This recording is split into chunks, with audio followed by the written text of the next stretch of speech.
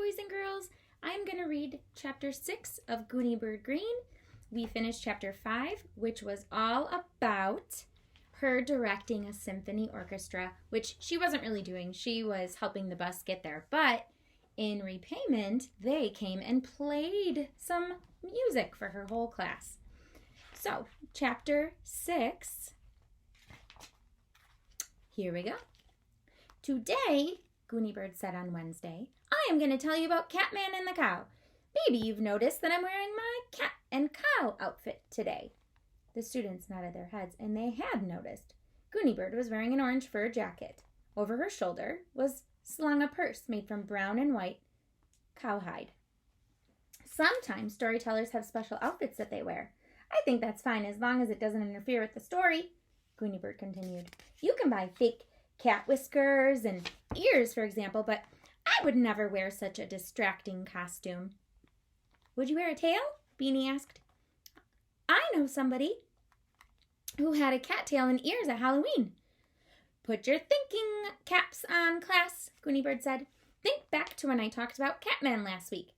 No tail, the entire class said, all except Felicia Ann, although she looked up from the floor. That's right. Catman has no tail. I would tell about the lawnmower accident, and it would be an absolutely true story, but I never use violence in my stories. Oh, good, Keiko said. Violence makes me cry. Gooney Bird smoothed her fur jacket and did her breathing exercises. Deep breath in, let it out. Deep breath in, let it out. I know a lot of you have been worried about Catman, she began. And here is a picture of Gooney Bird's outfit. And I think it's very funny that she said she would not wear cat whiskers or ears because it would be distracting. But look at all that stuff she's got on. I certainly have, Mrs. Pigeon said. I've been thinking about Catman ever since he flew out of that flying carpet. By the way, Mrs. Pigeon, Gooney Bird said, I do want to mention how lovely you look today. Mrs. Pigeon blushed a little. She was still wearing her high-heeled shoes with the buckles, and today she was also wearing a rhinestone butterfly perched in her hair. In fact, the whole class looks quite lovely, Gooney Bird pointed out. She looked around. Malcolm, would you stand up? Malcolm rose from his seat, held his shoulders back. He was still wearing his polka dot bow tie, and today he added a plaid belt. Keiko? Gooney Bird said. Keiko giggled and stood. She had a bright green bow in her hair and a long, shiny silk scarf wrapped around her neck. Me? Called Chelsea. Can I stand up?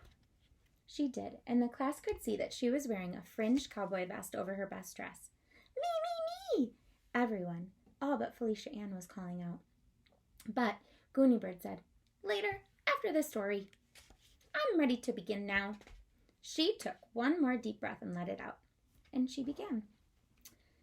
The title is Beloved Catman is Consumed by a Cow. Once upon a time, not long ago, after they had left China, Gooney Bird and Catman found themselves flying through the air on a carpet. The carpet landed in a meadow near a large brown and white cow who was contentedly eating wildflowers. The flowers were purple loosestrife. The carpet unrolled and Gooney Bird stood up and looked around. She could see in the distance her father's car quickly disappearing down the road. Beside her, Catman also stood up. He had become very furry and fat, the way cats do when they're frightened. My cat becomes very enlarged when my brother brings his dog to visit, Mrs. Pigeon said. And then she put her hand to her mouth. Oh, I'm sorry, Gooney Bird. I interrupted. That's all right, Gooney Bird replied. Maybe this is a good time for everyone to tell cat getting big suddenly stories. Many children did. Barry Tuckerman's grandmother's cat became huge and his tail stood straight out of the air when a groundhog appeared in the yard. Chelsea's cat became enormously fluffy and hissed and spat when the veterinarian gave her a shot. And Tricia told how her cat got very, very fat and then one day had 7 kittens inside the laundry basket. Good. So you all understand about cats. Now I'll continue, Gooney Bird announced. The cow, who had some purple blossoms hanging from her mouth, looked very surprised when a person and a cat and a carpet all landed in her meadow. She thought about what to do and decided that moving into a different corner of the meadow would be the best choice. Carefully, moving slowly in a cow-like fashion, she strolled away toward a corner where yellow cosmos and oxeye daisies were in bloom. Gooney Bird's attention was on the car, which had now disappeared around a bend in the road. She was a little worried about the disappearance of the car, but Catman didn't care about the car. Catman had never liked the car at all. In fact, Catman hated the car, and he was glad that it had disappeared. But he was very interested in the cow. Catman had never seen a cow before. Now he watched with fascination as the cow moved slowly toward the other corner of the meadow. He liked the way the cow walked, heavily with determination. He liked the way the cow smelled, of thick, sun-warmed cowhide and meadow flowers. And as he scampered along behind the cow noticed and mooed. Catman liked the way the cow sounded. It was comforting, the low, throaty sound of a moo, and in the background was the buzzing of flies. Catman began to purr. In the distance, he could hear Gooney Bird calling, "Catman! Catman!" But he didn't care. He found himself falling in love with the cow. "I like romance," Beanie said. "Me too," said Kaiko with a sigh. Gooney Bird waited a moment, but no one else said anything. She continued the story. In the evening, the farmer, Mr. Henry Schneidenhofen, came to the meadow and called the cow. It was time to take her into the barn to be milked. The cow liked the farmer, who was soft-spoken and kind, and she liked the barn, which was airy and dark and smelled of hay. And she liked being milked, which felt a little like sneezing, something that needs to be done now and then. So she cheerfully followed the farmer when he called her.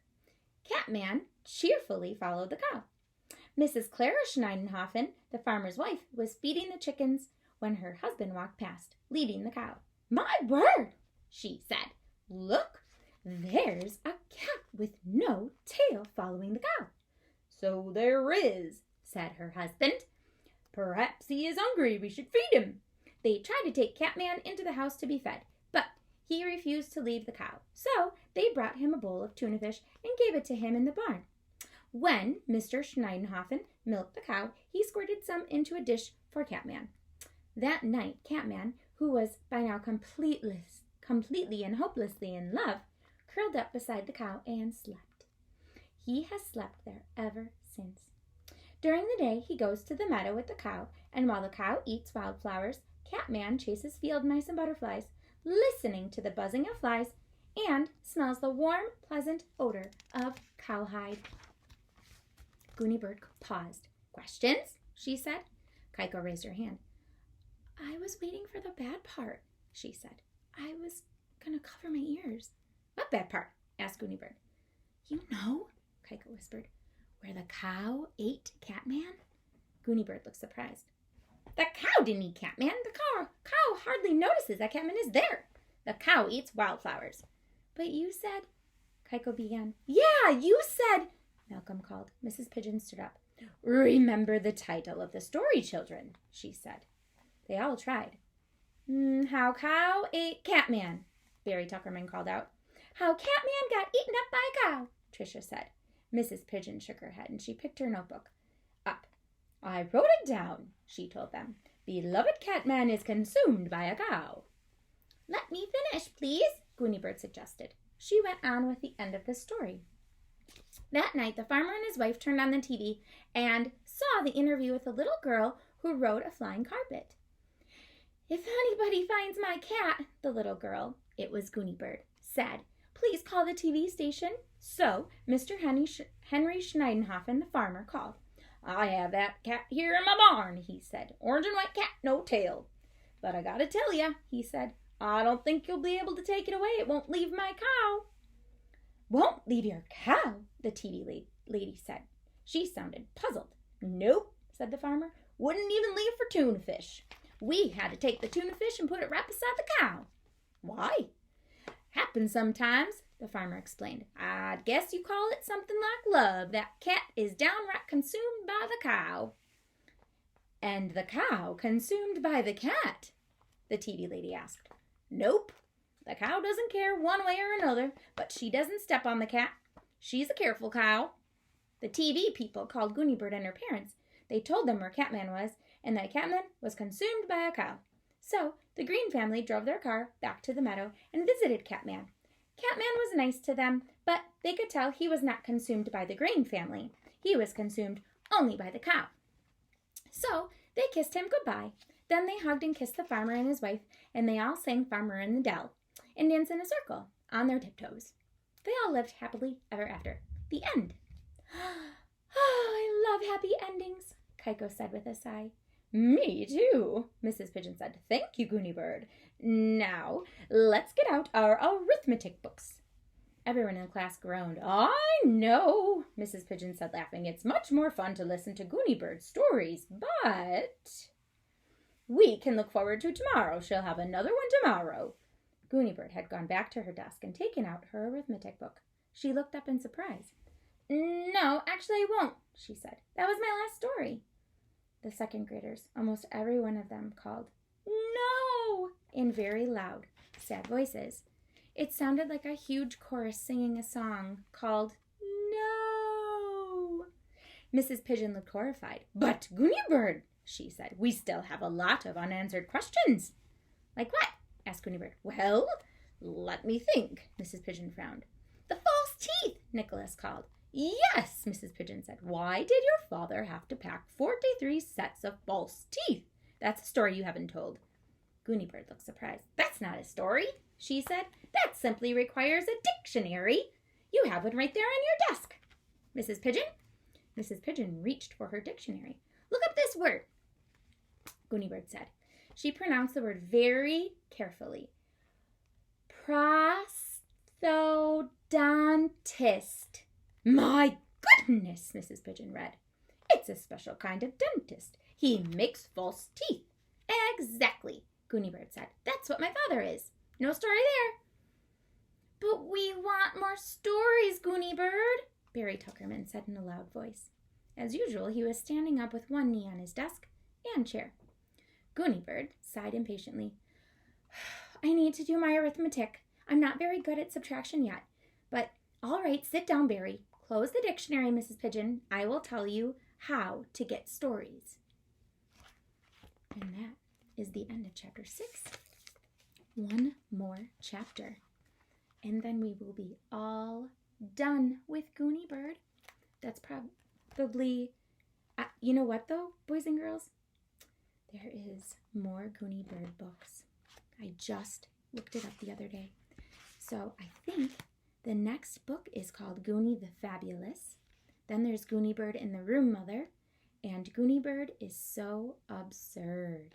So I think when we're done with this, we might move on to one of those. Or I also brought Edward home. We might restart that. Thanks for listening. See you next time.